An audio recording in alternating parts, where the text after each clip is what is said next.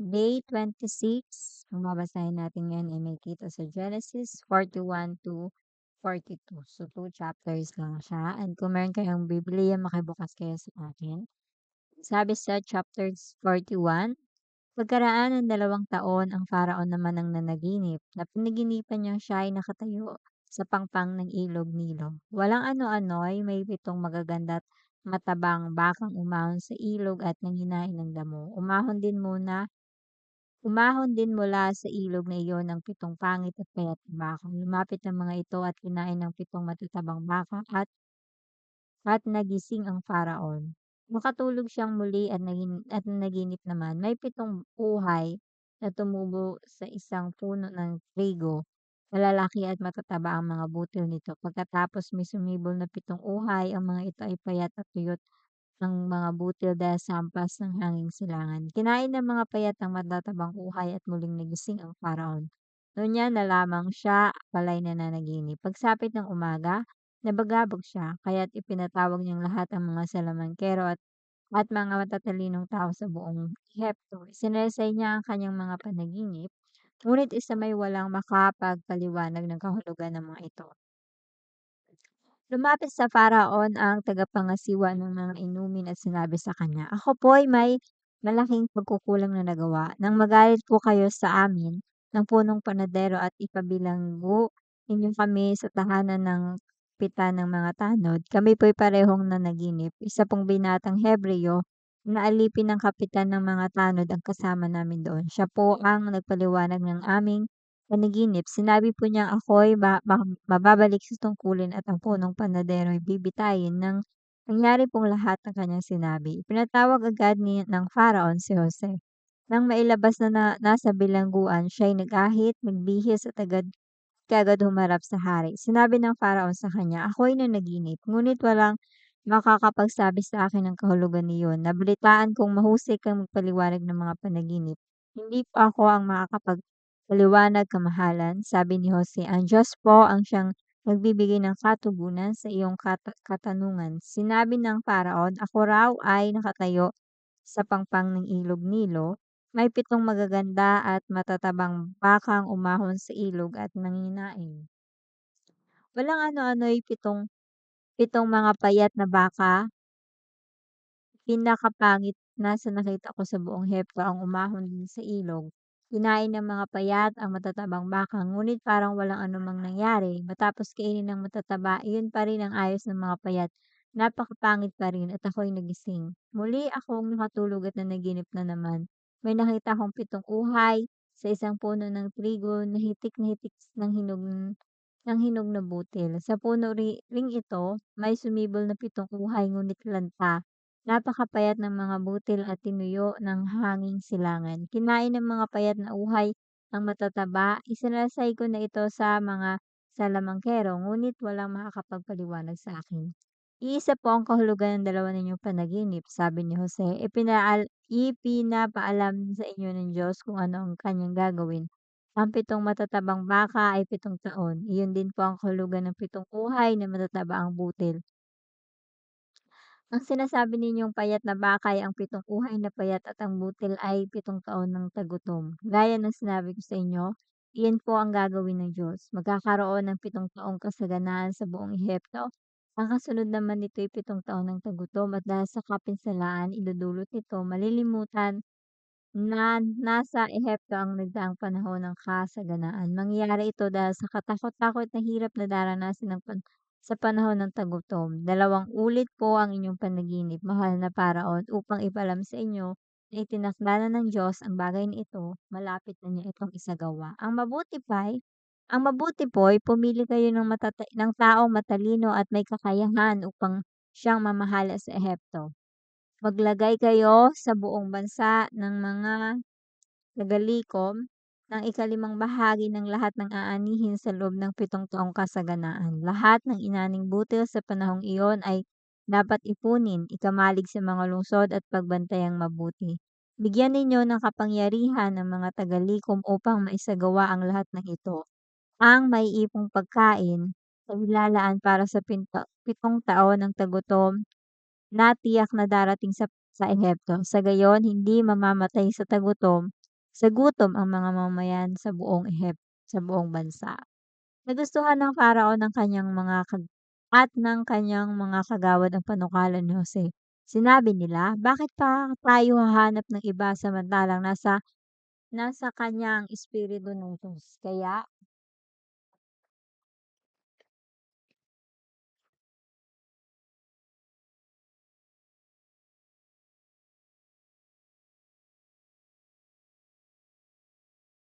kahit sinabi ng Faraon kay Jose, ang Diyos ang nagpakita sa iyo ng lahat ng ito, kaya't wala nang hihigit pa sa iyo sa karunungan at sa pag-unawa. Ikaw ang pamamahalain ko sa buong bansa at susundin ka ng lahat. Ang aking trono lamang ang hindi mapapasa iyo.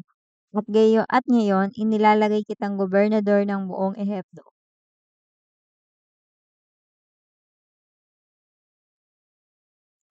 Inalis ni Faraon sa kanyang daliri ang singsing na pantatak at isinuot iyon kay Jose. Binihisan niya ito ng damit na lino at sinabitan ng gintong kwentas sa liig. Ipinagamit kay Jose ang pangalawang sasakyan ng hari at binigyan siya ng tanod pandangal na nauuna sa kanya at sumisigaw, "Lumuhod kayo!" Sa gayon, ipinakailalim sa kanya ang pamamahala sa buong Ehipto. Sinabi ng Faraon kay Jose, "Ako ang Faraon, at ikaw ang aking pangalawa. Ngunit kung wala kang pahintulot, walang sino man sa Ehipto ang makakagawa ng anuman." Binigyan niya si Jose ng bagong pangalan, Safinath-Paneah, at ipinakasal sa kanya si Asenat na anak ni Potifera, ang pari ng Heliopolis. Bilang gobernador, pinamahalaan ni Jose ang buong lupain ng Ehipto. 30 taon si Jose nang magsimulang maglingkod sa Faraon. 30 taon si Jose nang magsimulang maglingkod sa Faraon. 30 years old si Jose nung naglingkod siya sa Faraon. 30 years old din si Jesus nung nagsimula siyang magpahayag ng salita ng Diyos. Pagkaalis niya sa harapan ng hari, nilibot niya ang buong Ehipto. 7 taong nag-ani ng sagana sa buong lupain. Inipon ni Jose ang lahat ng pagkain sa Ehipto at ikinamalig sa mga lungsod. Sa loob ng 7 taon ng kasaganaan, inipon niya sa bawat lungsod ang mga pagkaing inani sa palibot nito. Ang naipon niyang trigo ay sindami ng buhangin sa dagat, kaya't hindi na niya tinatakal dahil sa dami. Bago dumating ang tagutom, nagkaanak si Jose ng 2 lalaki kay Asinat. Tinawag niyang Manases ang panganay sapagkat sinabi niya, niloob ng Diyos na malimot ko ang aking naging hirap sa bahay ng aking ama. So itong pangalang Manasseh at itong Ephraim na anak ni Joseph ay kabilang siya sa 12 tribes ng mga ano ni Israel or ni Jacob. Kasi sa 12 tribes, 12 yung anak ni Jacob, yung isa is Levite. Tapos yung sa portion naman ni Joseph, dalawa yung sinama. So, Manasseh at Ephraim naman ang pinangalan sa Panginoon sapagkat ang sinabi niya, "Pinagkalooban ako ng Diyos ng mga anak sa lupain ng aking paghihirap." Natapos ang 7 taon ng kasaganaan sa Ehipto at sumunod ang 7 taong tagutom. Tulad ng sinabi ni Jose, ngunit ngunit sa buong Ehipto'y may pagkain samantalang tagutom sa ibang bansa. Wala nang makain ng mamamayan, sila'y dumaing kay Faraon. Sinabi niya sa mga taga-Ehipto, "Magpunta kayo kay Jose at sundin ninyo ang kanyang sasabihin." Lumaganap ang tagutom sa buong bansa. Binuksan ni Jose ang lahat ng mga kamalig at pinagbilhan ng trigo ang mga taga-Ehipto. Palubhaan ng palubhang tagutom sa buong Ehipto, lumaganap din ito sa ibang mga bansa kaya't ang mga mamamayan nila'y pumunta sa Ehipto upang bumili ng pagkain kay Jose. Nang mabalitaan ni Jacob, so kung makikita natin ngayon, yung Egypt is parang madami siyang mga disyerto. Kaya tinanong ko nag-research ako before about, ano ba yung Egypt? Ba't kaya nilang mag-provide ng gano'n kalaking mga pagkain 'di ba hindi dun nakalagay 7 years nagkaroon sila ng parang maganda yung ani, tapos sobrang dami nilang natago na pagkain. Which is kung titingnan mo yung Egypt ngayon, it's disyerto yung Egypt. Bakit dito sa Bible kaya nilang mag-provide ng gano'n kalaking pagkain kung disyerto yung Egypt? So, tinanong ko before yung internet about dun. Kasi parang sabi ng internet walang history sa science or sa ano na gano'n kadami yung kayang i-produce ng Egypt. So, ang alam ko lang, on my personal opinion, ang Egypt is before hindi siya siguro disyerto, kaya niya mag-provide or malawak yung sakop niya na lupain na hindi disyerto na kaya niya mag-provide ng gano'n kalaki na pagkain na good for 7 years, ha. Hindi biro yung 7 years para pakainin hindi lang yung buong bansa kundi yung buong mundo na lumalapit. So, sobra-sobra yung naipon na pagkain nila Joseph kaya medyo nagtaka ako kasi yung Egypt ngayon is parang mga nasa 90% ay disyerto kung titingnan natin sa internet. Sana tayo. Natapos ang 7 taon ng kasaganaan sa Ehipto, ayun, lumaganap din sa iba kaya't ang mamayan nila'y pumunta sa Ehipto. Dito sa part na ito, madami ang nabili or nakuha na na lupa ng Egypt dahil sa sobrang tagutom. Nang mabalitaan ni Jacob na maraming pagkain sa Ehipto, sinabi niya sa kanyang mga anak na lalaki, "Ano pang hinihintay ninyo? Pumunta kayo sa Ehipto at bumili agad ng pagkain upang hindi tayo mamatay sa gutom. Balita ko'y maraming pagkain doon." Pumunta nga sa Ehipto ang 10 kapatid ni Jose upang bumili ng pagkain.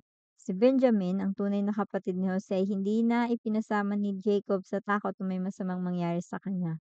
Kasama ang ibang taga-Kanaan, lumakad ang mga anak ni Jacob upang bumili ng pagkain sapagkat laganap na ang tagutom sa buong Kanaan. Bilang gobernador ng Ehipto, si Jose ang nagbebenta ng pagkain sa mga tao kaya't sa kanya pumupunta ang kanyang mga kapatid. Paglapit ng mga ito, sila yumukod sa kanyang harapan. Nakilala agad ni Joseph ang mga kapatid niya, ngunit hindi siya nagpahalata. Taga saan kayo? Pabagsik niyang tanong. Taga Kanaan po. Narito po kami upang bumili ng pagkain, tugon nila. Nakilala nga ni Jose ang kanyang mga kapatid ngunit hindi siya namukhaan ng mga ito. Naalala niya ang kanyang mga panaginip tungkol sa kanila. Kaya't sinabi niya, "Kayo'y mga espeya at naparito kayo upang makita ang kahinaan ng aming bansa, hindi ba?" "Hindi po. Kami pong mga lingkod ninyo'y bumibili lamang ng pagkain. Magkakapatid po kami at kaming mga taong tapat, hindi po kami mga espeya." "Hindi ako naniniwala," sabi ni Jose, "naparito kayo upang alamin ang kahinaan ng aming bansa." Kahit nagmakaawa sila, "Ginoo, kami po'y 12 magkakapatid. Nasa Kanaan po ang aming ama. Pinaiwan po ang bunso naming kapatid, ang isa po na may patay na." Sinabi ni Jose, "Tulad ng sinabi ko, kayo'y mga espeya at isinusumpa ko sa ngalan ng Faraon, hindi kayo makakaalis hanggang hindi ninyo dinadala rito ang inyong bunsong kapatid. Umuwi ang isa sa inyo at kunin siya, ang iba ikukulong dito hanggang hindi ninyo napatunayan ang inyong sinasabi, kung hindi, mga espiya nga kayo." 3 araw niyang kinulong ang kanyang mga kapatid. Pagsapat ng ikatlong araw, sinabi ni Jose sa kanila, "Ako'y may takot sa Diyos. Bibigyan ko kayo ng pagkakataong mabuhay kung gagawin ninyo ito. Kung talagang nagsasabi kayo ng totoo, isa lamang sa inyo ang ibibilanggo, ang iba ay makakaalis na at maaari nang iuwi ang pagkaing binili ninyo para sa inyong mga pamilya. Ngunit pagbalik ninyo ay kailangang isama ninyo ang bunso ninyong kapatid. Dito ko malalaman na kayo'y nagsasabi ng totoo at hindi kayo mamamatay." Sumang-ayon ang lahat. Pagkatapos ang sabi nila sa isa't isa, "Nagbabayad na tayo ngayon ng ginawa natin sa ating kapatid. Nakikita natin ang paghihirap ng kanyang kalooban noon, ngunit hindi na natin pinansin ang kanyang pagmamakaawa. Kaya tayo naman ngayon ang nasa kagipitan." "Iyan nga ba ang sinasabi ko," sabi ni Ruben. "Nakiusap ako sa inyo na huwag saktan ng bata, ngunit hindi kayo nakinig. Ngayon, pinagbabayad tayo sa kanyang kamatayan." Hindi nila alam na naunawaan ni Jose ang kanilang usapan sapagkat gumagamit pa ito ng tagasalin ng wika kapag humaharap sa kanila. Iniwan muna sila ni Jose dahil sa hindi na niya mapigil ang pag-iyak.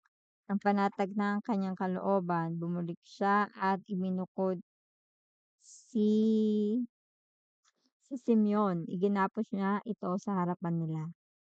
Inuutos ni Jose na punuin ng trigo ang kanilang mga sako at ilagay doon ang salaping ibinayad nila.